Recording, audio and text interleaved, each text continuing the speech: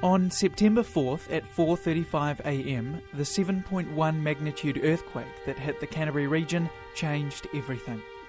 Incredibly, there were no deaths, but millions of dollars of damage was done to roads, buildings, vehicles and infrastructure, both urban and rural. 6 weeks on, and a picture of what exactly happened that morning under the ground at Darfield is beginning to take shape.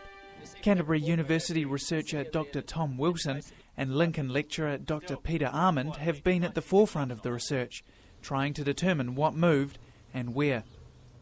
They took me to the centre of the 29-kilometre fault on Highfield Road, which demonstrates perhaps most graphically the effect of the earthquake.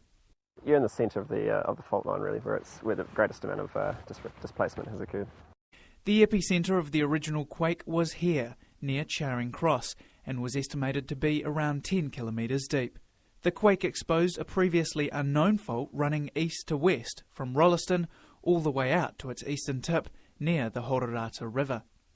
Estimates about total land that moved sit around 290 square kilometres, about the equivalent of the entire Christchurch city and suburbs, shifting almost instantly to one side. Not surprisingly, the geological departments of universities and other organisations worldwide have shown a keen interest in studying the quake and its aftershocks.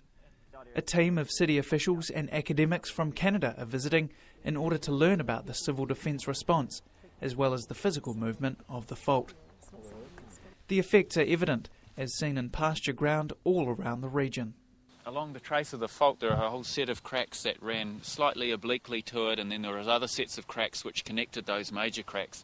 So you got a lot of this sort of thing. And all new fencing, it looks like, has been put in. Yep.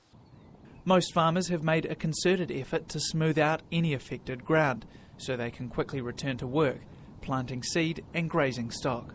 Both scientists say their work was made far easier by the attitude of the affected landowners, most of them willing to help in any way they could. As you can see here, I think the farmer has simply just put a heavy roller across that land, and that'll probably be okay. I mean, with a bit of creative harvesting, you'll be able to mow and harvest that okay, I think. Yeah.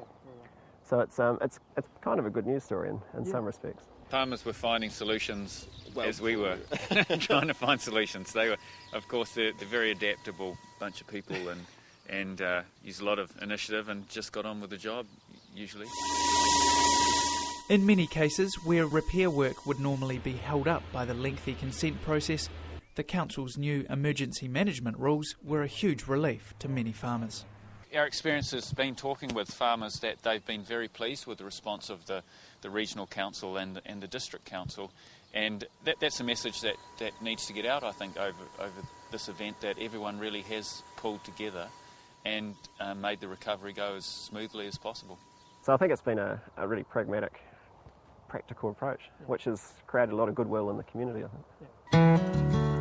The hard work of so many farmers should lead to a complete recovery for most of the region. Stock losses were not as high as they could have been, land damage was largely manageable, and the quick actions of organisations like Federated Farmers ensured help got to people who needed it promptly. Tom Wilson says the recovery has been so well organised, in time, photos will be the only evidence of the disaster. We've had modern agriculture here for 100, 150 years, modifying the surface. A lot of these fault traces are extremely difficult to pick up, and it'll be interesting in 5-10 years' time to see whether this fault trace is observable, particularly if you were to take away all these markers like roads and these nice fence lines which have been moved. Both scientists were unanimous about one thing. Any reliable prediction system is, for now, a distant dream. But with a newly discovered fault and the face of the Canterbury landscape changed, the work of both farmers and scientists will continue, able to cope with whatever Mother Nature throws at them. Drew Chappell, Country 99 TV News.